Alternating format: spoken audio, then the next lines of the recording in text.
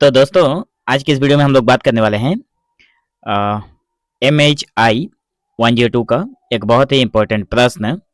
प्रश्न यह है कि स्वतंत्रता, समानता और बंधुत्व की अवधारणा के संदर्भ में फ्रांस की क्रांति का विश्लेषण कीजिए। क्वेश्चन बहुत ही इंपॉर्टेंट है एग्जाम के दृष्टिकोण से, कई बार एग्जाम में पूछा भी गया है। तो देखिए, 3 शब्द दिया गया है: स्वतंत्रता, समानता और बंधुत्व।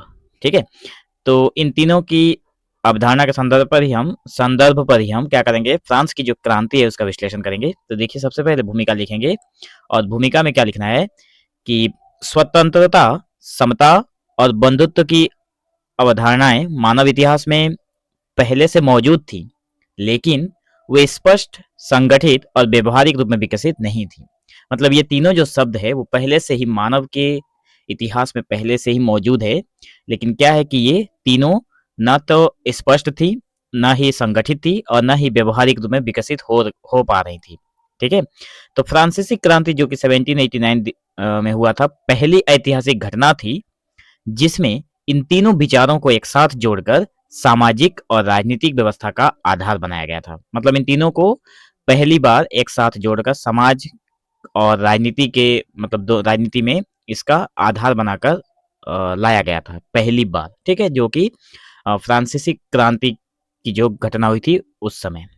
ठीक है, तो फ्रांस की क्रांति ने इन अवधारणाओं को केवल दार्शनिक विचार न मानकर व्यवहारिक राजनीतिक सिद्धांत के रूप में भी प्रस्तुत कर दिया। मतलब फ्रांस की क्रांति जब हुई तब कहा गया कि ये तीनों शब्द जो हैं वो केवल दार्शनिक विचार नहीं है, बल्कि ये व्यवहारिक राजनीतिक सिद्धांत में आते हैं। तो इसी कारण स्वतंत्रता, समता और बंधुत्व के संदर्भ में फ्रांसीसी क्रांति का विश्लेषण आधुनिक इतिहास में विशेष महत्व रखता है। इसी कारण क्या होता है कि फ्रांसीसी क्रांति का जो विश्लेषण है वो बहुत ही महत्वपूर्ण भूमिका रखता है। तो सबसे पहले हम लोग क्या करेंगे, स्वतंत्रता की अवधारणा और फ्रांसीसी क्रांति को देखेंगे। ठीक है, तो देखिए, पहला नंबर बिंदु हमारा क्या होना चाहिए कि स्वतंत्रता की अवधारणा और फ्रांसीसी क्रांति। तो फ्रांसीसी क्रांति में स्वतंत्रता का अर्थ केवल राजा या निरंकुश सत्ता से मुक्ति नहीं था। अब देखिए कि फ्रांसीसी क्रांति जब हुई उसमें स्वतंत्रता का मतलब केवल ये नहीं है कि राजा से मुक्ति पा लेना या फिर जो निरंकुश सत्ता है उससे मुक्ति पाना, ये नहीं था। क्रांतिकारियों के लिए स्वतंत्रता का मतलब था कि व्यक्ति अपने जीवन के निर्णय स्वयं ले सके और अपने कार्यों के लिए स्वयं जिम्मेदार हो। मतलब कोई भी व्यक्ति हो वो अपने जो उसका निर्णय है वो खुद ले सके और उसके लिए वो खुद जिम्मेदार भी हो, ऐसा उसको अधिकार मिलना चाहिए। तो यह जिम्मेदारी किसी राजा, चर्च या धार्मिक सत्ता के प्रति नहीं थी, बल्कि अपने विवेक के प्रति थी। ठीक है, तो क्रांति के बाद विचारों की स्वतंत्रता, धार्मिक सहिष्णुता और अभिव्यक्ति की स्वतंत्रता को महत्व दिया गया। तो प्रोटेस्टेंट या फिर यहूदी और स्वतंत्र विचारकों को स्वीकार किया गया। ठीक है, जिन्हें पहले संदेह या फिर दमन का सामना करना पड़ता था। मतलब जिन लोगों को पहले संदेह का सामना करना पड़ता था या फिर दमन का सामना करना पड़ता था, मतलब एक व्यक्ति को किसी और के सहारे उसको किसी और व्यक्ति आकर उसे दमन कर देता था, उसे अपने नीचे रखता था। ठीक है, उसका सामना करना पड़ता था। तो फ्रांसीसी क्रांति का पहला सरकारी दस्तावेज था डिक्लेरेशन। ठीक है, declaration of the rights of man, ये था। ठीक है, जिसमें स्वतंत्रता को मनुष्य का प्राकृतिक और अविच्छेद्य अधिकार घोषित किया गया। इस प्रकार स्वतंत्रता फ्रांसीसी राजनीतिक व्यवस्था का मूल सिद्धांत बन गई। ठीक है, उसके बाद आता है हमारा दूसरा नंबर जो शब्द था समता या फिर समानता। ठीक है, तो समता की अवधारणा और फ्रांसीसी क्रांति में देखते हैं क्या होता है। तो स्वतंत्रता के साथ जुड़ी दूसरी प्रमुख अवधारणा थी समता। और क्रांति से पहले फ्रांस का समाज गहरी असमानताओं से भरा हुआ था। मतलब जब ये क्रांति नहीं हुआ था उससे पहले जो फ्रांस का समाज था, जो लोग थे, उनमें असमानताएं मतलब प्रचुर मात्रा में फैली हुई थी। तो जहां कुलीन और पादरी वर्ग विशेषाधिकारियों का आनंद लेते थे और सामान्य जनता करों व शोषण के बोझ उठाती थी। मतलब जो पादरी लोग थे, ठीक है, वहां पे मतलब फ्रांसीसी क्रांति से पहले जो लोग कुलीन थे, पादरी वर्ग थे, वो लोग सारे सुविधाओं का लाभ उठाते थे और जो सामान्य जनता थी वो कर देते और कर के बोझ तले वो दबी हुई थी, उनको शोषण किया जा रहा था। तो फ्रांसीसी क्रांति ने इस असमान सामाजिक ढांचे को तोड़ने का प्रयास किया। क्रांतिकारी सरकार और बाद में नेपोलियन के प्रशासन ने सब नागरिकों पर समान कर व्यवस्था लागू किया।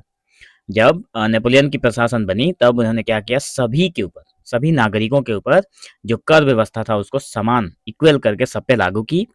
कुलीनों और पादरियों के विशेषाधिकार समाप्त किए गए। उनकी जो अलग से सुविधाएं थी उसको खत्म किया गया।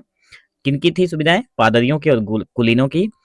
और उनकी बड़ी भूमि संपत्तियों का अधिग्रहण भी किया गया। जो उनकी बहुत बड़ी मात्रा में, प्रचुर मात्रा में जो उनके पास भूमि थी उसको भी जब्त किया गया। प्रशासनिक पदों पर नियुक्ति जन्म या वंश के आधार पर नहीं बल्कि योग्यता के आधार पर होने लगी। जो प्रशासनिक पद थे, बड़े बड़े जो पद हुआ करते थे सरकारी विभागों में, अब उस पर जो लोगों की नियुक्ति होती थी वो किसी के जन्म या फिर वंश के आधार पर नहीं होती थी, बल्कि एक व्यक्ति की योग्यता को देखकर उसको वहां पे सिलेक्शन मिलता था। मतलब सारी चीजें अब समानता के तौर पर समान, सबको समान चीजें मिलने लगी थी। पहले जो असमानता फैली हुई थी उसमें अब समानता दिखाई देने लगा था। तो कानून की दृष्टि में भी सभी नागरिकों को समान घोषित किया गया। इस प्रकार समता को केवल एक आदर्श नहीं बल्कि कानूनी और प्रशासनिक रूप में लागू करने का प्रयास किया गया। ठीक है, तो मैं आशा करता हूँ ये समता वाला और इससे पहले वाला स्वतंत्रता वाला आप लोगों ने समझ लिया होगा। अब हम लोग बात करते हैं बंधुत्व की अवधारणा और फ्रांसीसी क्रांति, मतलब तीसरा नंबर जो बिंदु था। तो देखिए, बंधुत्व का अर्थ था समाज में आपसी भाईचारा रखना, अपने आप मतलब एक दूसरे से मिलकर रहना, एकता रखना और सामूहिक भावना को जागृत करके रखना।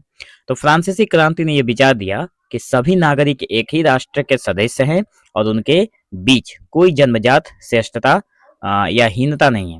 मतलब फ्रांसीसी क्रांति जब हुई तो उसमें लोगों ने अपने विचार दिए कि सभी नागरिक एक ही राष्ट्र के हैं, एक ही राष्ट्र के सदस्य हैं, तो उनके बीच कोई जन्मजात श्रेष्ठता नहीं है। मतलब कोई व्यक्ति जन्म हुआ और उसको अधिक श्रेष्ठता मिल गई, ऐसी कोई बात नहीं है। कानून के सामने सबको समान मानकर नागरिकों के बीच बंधुत्व की भावना को बढ़ावा दिया गया इस क्रांति के बाद। ठीक है, और क्रांतिकारी नारों, कविताओं और भाषणों में बंधुत्व की भावना स्पष्ट दिखाई देती है। जो ये क्रांतिकारी हुआ था, तो जितने भी क्रांतिकारी व्यक्ति थे, क्रांति हुआ था जो, तो मतलब क्रांति को करने वाले जितने भी क्रांतिकारी व्यक्ति थे, सभी के मुख से बंधुत्व की भावना, और जब भी वो भाषण देते थे तो बंधुत्व वाला शब्द सबको मतलब सबके लिए प्रयोग किया जाता था और ये शब्द भी दिखाई देने लगा था। तो इन रचनाओं ने लोगों को निरंकुश सत्ता के खिलाफ एकजुट किया और राष्ट्रीय एकता को मजबूत किया। तो इसी बंधुत्व की भावना ने बाद में अन्य देशों में भी स्वतंत्रता आंदोलन को भी प्रेरित किया था। ठीक है, अब देखिए हम लोग और एक दो पॉइंट देख लेते हैं जो कि हमारे एग्जाम के लिए बहुत ही, अगर आप लोग इसमें ऐड करते हैं तो बहुत ही अच्छा होगा। तो देखिए और एक बिंदु है जो कि आदर्श और व्यवहार के बीच अंतर। देखिए, हालांकि फ्रांसीसी क्रांति ने स्वतंत्रता, समता और बंधुत्व के बीच आदर्श प्रस्तुत किए, लेकिन व्यवहार में इनका पूर्ण पालन तुरंत संभव नहीं हो सका था। मतलब सारी चीजों को चेंज तो किया गया लेकिन तुरंत उसका पालन होना ये संभव नहीं था। तो अधिकारों की परिभाषा को लेकर मतभेद थे, बहुत सारे मतभेद थे, जो परिभाषाएं दी गई थी लोगों के अधिकारों की, और कई वर्ग इन अधिकारों से वंचित भी रहे थे। बहुत सारे ऐसे वर्ग थे समाज में जो इन अधिकारों से वंचित थे, उनको पता ही नहीं था। फिर भी विचारों के स्तर पर यह क्रांति ऐतिहासिक थी, और क्योंकि इसने इन अवधारणाओं को स्पष्ट और सार्वभौमिक रूप में प्रस्तुत किया था। फिर भी विचारों के तौर पर ये जो क्रांति हुई थी वो बहुत ही बड़ी थी और ऐतिहासिक तौर पे थे, इसलिए इन अवधारणाओं को स्पष्ट और सार्वभौमिक रूप में प्रस्तुत होने में समय तो लगा था, लेकिन सबको बाद में जानकारी भी हो गई थी।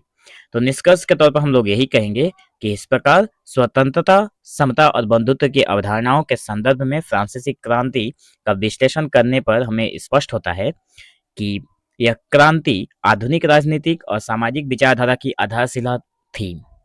फ्रांसीसी क्रांति ने पहली बार इन तीनों सिद्धांतों को एक साथ जोड़कर राज्य और समाज की नई रूपरेखा प्रस्तुत की थी।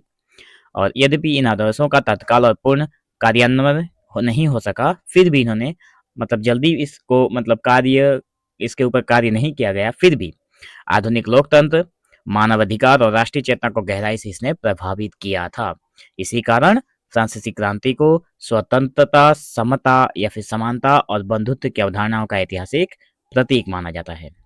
तो दोस्तों, अब हम मिलेंगे आप लोगों के साथ एक नए वीडियो में, तब तक के लिए धन्यवाद। अगर वीडियो अच्छा लगा हो तो अपने दोस्तों के पास शेयर जरूर करिए। बहुत सारा वीडियो प्लेलिस्ट में पड़ा हुआ है, अगर देखना चाहते हैं तो प्लेलिस्ट को जरूर चेकआउट करिए। ठीक है, मिलेंगे हम लोग एक नए वीडियो में, तब तक के लिए धन्यवाद।